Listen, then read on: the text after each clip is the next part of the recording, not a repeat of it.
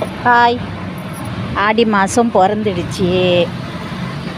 எல்லாரும் அவங்கவுங்க சக்திக்கு தகுந்த மாதிரி இன்றைக்கி சாமி கும்பிட்ணும். சக்கரை சாதம் வச்சு கும்பிட்லாம், ரவுண்டு கூழ் வச்சு கும்பிட்லாம்.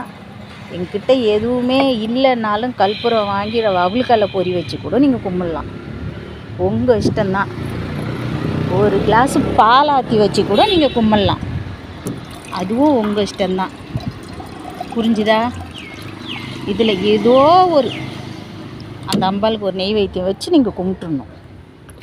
அதே மாதிரி இந்த ஆடி மாதம் முழுவதும் வர வெள்ளிக்கிழமையிலலாம் நம்ம அம்மாளுக்கு எலுமிச்சம்பழத்தில் விளக்கு போடுறது ரொம்ப விசேஷம், ரொம்ப நல்லது. நீங்கள் வேணா போடுங்க. அடுத்த ஆடி மாதம் எனக்கு சொல்லுங்கள், நான் போட்டேன் எனக்கு இது நடந்துச்சுன்னு. கண்டிப்பாக. புரிஞ்சுதா? ஆனால் ஒன்றே, மாதமாக இருக்கிறவங்க போடக்கூடாது. எலுமிச்சம்பழம் அறியக்கூடாது. வீட்டு யூஸ்க்கு அறியலாம், கோயிலில் அறிஞ்சு விளக்கு போடக்கூடாது. மாதமாக இல்லாதவங்க மட்டும் இதை செய்யலாம். யாராக இருந்தாலும் கண்டிப்பாக.